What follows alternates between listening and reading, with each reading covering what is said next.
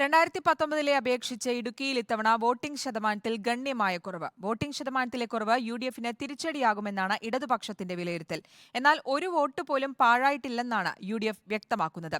Voting ശതമാനത്തിൽ കുറവുണ്ടാകുമ്പോൾ തോട്ടം മേഖലയിലെ വോട്ടിലാണ് മുന്നണികൾ പ്രതീക്ഷ വയ്ക്കുന്നത്. മുൻപ് നടന്ന തെരഞ്ഞെടുപ്പുകളിൽ നിന്ന് വ്യത്യസ്തമായി ആവേശകരമായ തെരഞ്ഞെടുപ്പ് പ്രചാരണം മൂന്ന് മുന്നണികളും കാഴ്ചവെച്ചെങ്കിലും വോട്ടിംഗ് ശതമാനത്തിൽ ഇടുക്കിയിലത് കാര്യമായി പ്രതിഫലിച്ചില്ല. എന്നാൽ വോട്ടിംഗ് ശതമാനത്തിലുണ്ടായ കുറവ് മുന്നണികളെ ആശങ്കയിലാഴ്ത്തുന്നുമുണ്ട്. ഏറ്റവും ഒടുവിൽ ലഭ്യമാകുന്ന വിവരമനുസരിച്ച് 70% താഴെയാണ് ഇടുക്കിയിലെ വോട്ടിംഗ്. വോട്ട് ശതമാനം കുറഞ്ഞത് ഇടതുപക്ഷത്തിന്റെ അനുകൂല സാഹചര്യമാണെന്ന് LDF നേതൃത്വം വിലയിരുത്തുന്നു. തോട്ടം മേഖലയിലടക്കം LDF വോട്ടുകൾ കൃത്യമായി പോൾ ചെയ്തുവെന്നാണ് നേതൃത്വം പറയുന്നത്. എന്നാൽ UDFന്റെ ഒരു വോട്ട് പോലും പാഴായിട്ടില്ല എന്നാണ് UDF ക്യാമ്പിന്റെ വിലയിരുത്തൽ. 2014 LDF സ്ഥാനാർത്ഥി അഡ്വക്കേറ്റ് ജോയിസ് ജോർജ് വിജയിക്കുമ്പോൾ 2019 അപേക്ഷിച്ച വോട്ടിംഗ് ശതമാനം കൂടുതലായിരുന്നു. ഇതാണ് UDFന്റെ കണക്കുകൂട്ടൽ.